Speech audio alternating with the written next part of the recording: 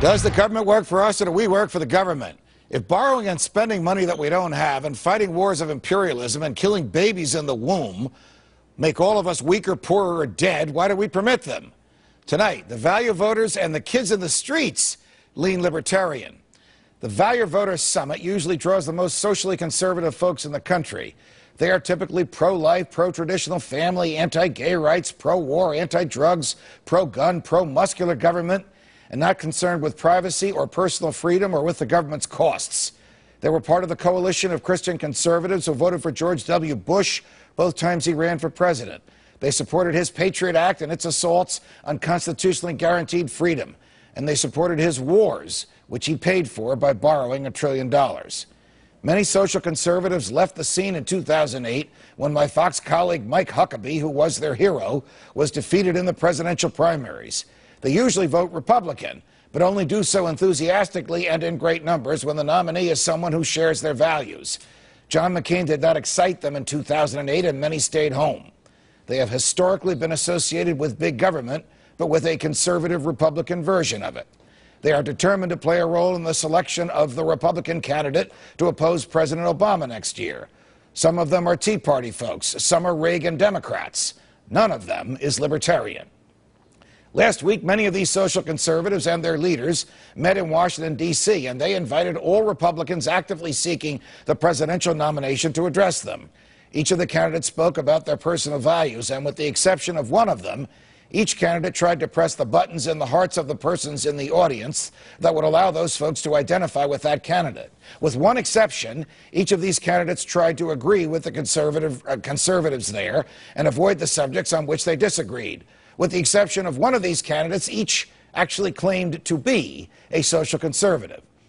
Ron Paul was the exception. He had a simple message. The greatest value is life, and life is only worth living if we are free.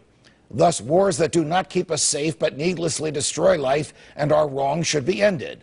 Thus, governments that spend more money than they take in needlessly destroy property by causing inflation and raising taxes in the future, and they should be voted out of office. Thus, abortions kill millions of babies a year by destroying innocent life, and they should be unlawful.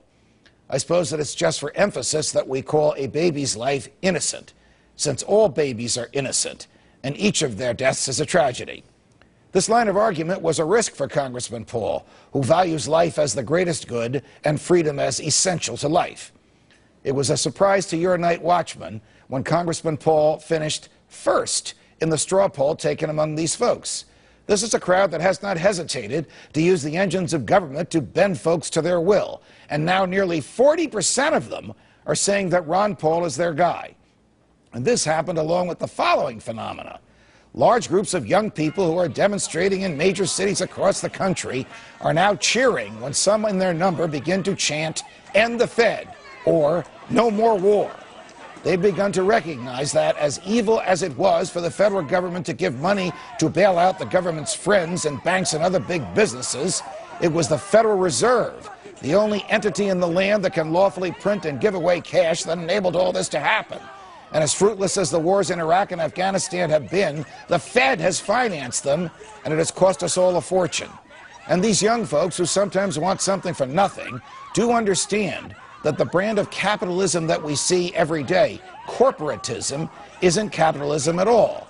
It is the government in bed with its favorite banks and businesses, and it is the military-industrial complex living off the taxpayers, and it is your children and grandchildren paying for it. And who is the candidate who wants to end the Fed and stop the wars? Ron Paul. So if social conservatives now recognize that we need a game changer, as well as young folks do so as well, can Republican primary voters be very far behind? One can hope so. From New York, defending freedom every night of the week. So long.